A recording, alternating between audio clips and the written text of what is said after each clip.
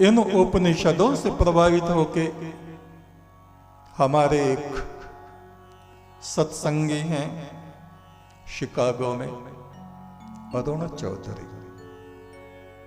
वो पूछते हैं, गुरुदेव आपने मौन के बारे में बताया, ध्यान के बारे में बताया, उपवास के बारे में बताया,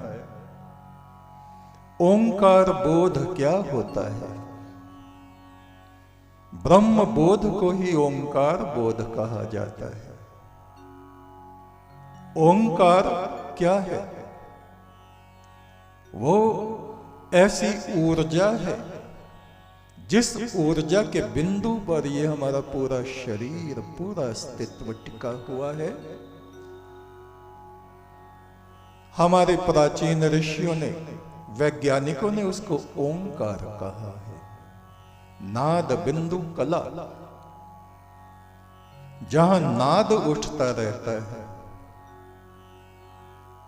उस नाद से ही बिंदु प्रकट होता है, प्रकाश का बिंदु। ध्वनि से प्रकाश का बिंदु प्रकट होता है, और ये प्रकाश और ध्वनि दोनों मिलके जगत की कलाओं की सृष्टि करते हैं। इसका बोध साधना करते हुए जब हम सांसों पर ध्यान देते हैं, सांसों से जो ध्वनि उठती है ओंकार की,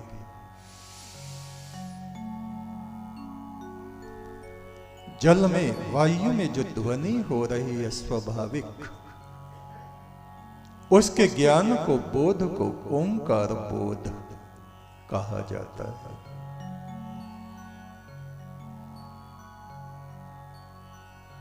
ये आगे लिखते हैं, कुछ लोग कहते हैं कि उपवास करना, माला जपना पाखंड है। नहीं, ऐसा वे लोग कहते हैं जिनको समझ नहीं है, जिन्होंने आध्यात्म के मार्ग में प्रवेश नहीं किया, दूर दूर से देखते हैं, जिन्होंने समझा नहीं है मंत्र जाप का क्या महत्व है, बहुत ज्यादा। उपवास का क्या महत्व है, बहुत ज्यादा। लगातार आहार ग्रहण करते रहेंगे दिन में कई बार, तो हमारी बुद्धि स्थूल होती चली जाती है। शरीर में निद्रा, आलस, विकार बढ़ते चले जाते हैं। भोजन का, आहार का यदि संयम ना हो तो मनुष्य बार बार खाते पीते रहने से बीमार बना रहता है, और वे बीमारियां बढ़ती चली जाती हैं, घटती नहीं। जो हमारे यहां स्वास्थ्य वैज्ञानिक रहे हैं, ऋषि, धन्वंतरी जैसे देवताओं के वैद्य, उन्होंने निश्चित किया है उपवास। शरीर में कितनी भी बीमारियां हैं, उन बीमारियों को समाप्त करना है तो आप उपवास कीजिए।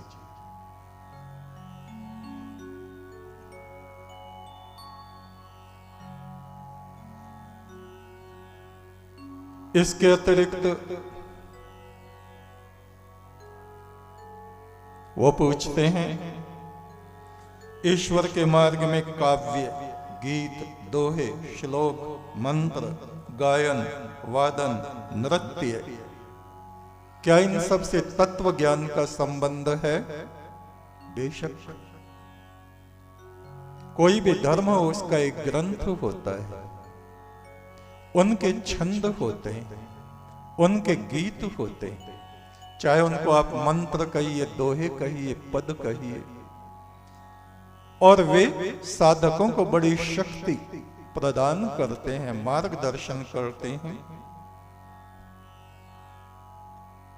आध्यात्म मार्ग में गुरुदेव धन, स्त्री, सन्यास, गृहस्थ,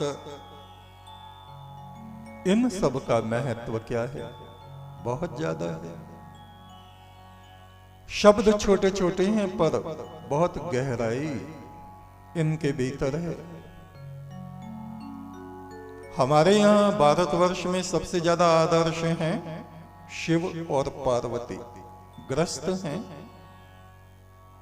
उनके बच्चे भी हैं, कार्तिक स्वामी हैं, गणपति हैं, पूरा परिवार है। और महादेव शिव को आप देखो, वो राजकाज भी संभालते हैं और ध्यान में बैठे रहते हैं, सबकी समस्याओं को भी सुनते हैं, लेकिन आत्ममय स्थित हैं। ये उपदेश हमारे भारतवर्ष का सबसे प्रथम उपदेश है। आदमी घर बार छोड़ के गुफाओं में चला भी जाए तो वहीं पे घर बस जाता है जहां वो रहता है। कुछ लोग मिलने वाले आते हैं, बर्तन ढूंढ लेते हैं, भोजन पकाते हैं, मेल मिलाप होता है, एक समाज छोटा छोटा बड़ा बड़ा बन जाता है। भगवान बुद्ध के वक्त में कितने नवयुवक नवयुवतियां सन्यासी बन गए, भिक्षु बन गए, यानी पूरे समाज को उठा के वो एक तरह से जंगल में ले गए और वहां उनकी जरूरतें, मूल जरूरतें वो ही हैं जो समाज में रहते हुए उनके मन में अच्छी और बुरी भावनाएं वो ही हैं जो समाज में रहते हुए हैं। तो हमारे प्राचीन ऋषि उदाहरण देते हैं, सप्त ऋषि हुए हैं, ग्रस्त हैं। ईशावास्यमिदं, परमात्मा इस सृष्टि के कण कण में समाया है। जो भोग सुख साधन परमेश्वर ने तुम्हें दिए हैं, त्याग भाव उनमें रखते हुए उनका भोग करो। ये हमारे ऋषि कहते हैं।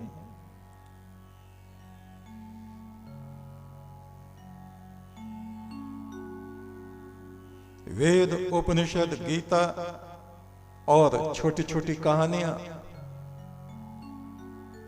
आप जो छोटी छोटी कहानियां सुनाते हैं उनसे बड़ी प्रेरणा मिलती है। बेशक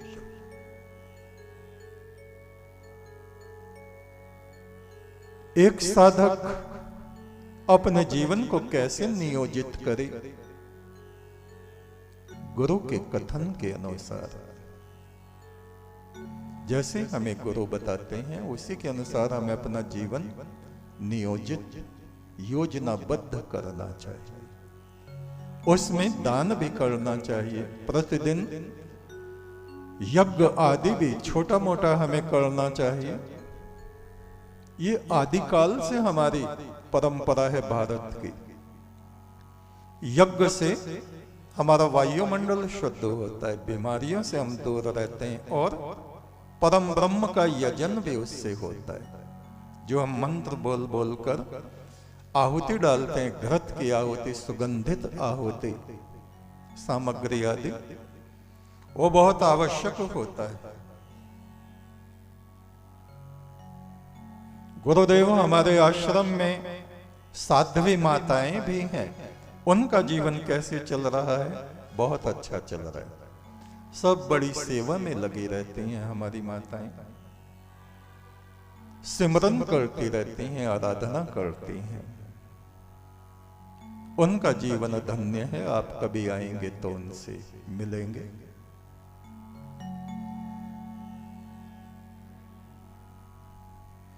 साधना काल में भोजन किस तरह से करें, वही उपवास आप रखेंगे तो भोजन का संयम हो जाएगा। वाणी का संयम रखेंगे तो ये वाणी का तप हो जाएगा। बहुत ज्यादा ना बोलिए, सार्थक वचन बोलिए। प्रातः काल में क्या करें, सूर्यास्त में क्या करें, जो भारतवर्ष में होता है, पूजा पाठ संध्या उपासना, यही कीजिए गुरु दरबार में जैसे होता है।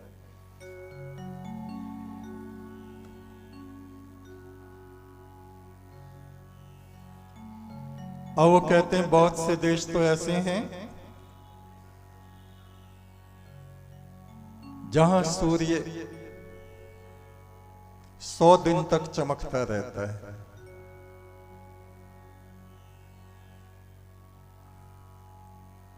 72 दिन तक सूर्य चमकता रहता है।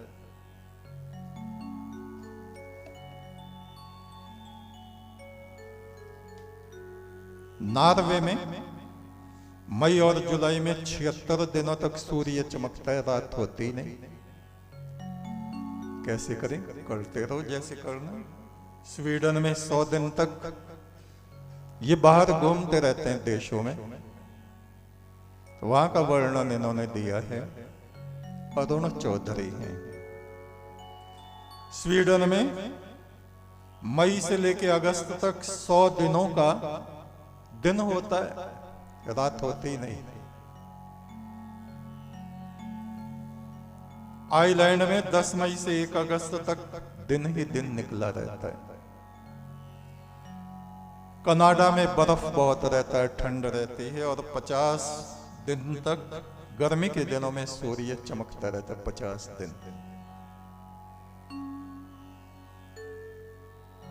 फिनलैंड में हजारों झील हैं, गर्मी में 73 दिनों तक सूर्य चमकता है, मुश्किल से आधे घंटे की रात होती,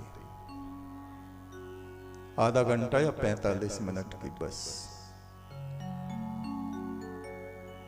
गुरु महाराज उस समय कैसे करें? बस जैसे आपका टाइम टेबल चलता है उसी के अनुसार पूजा पाठ उसमें शामिल कर लीजिए।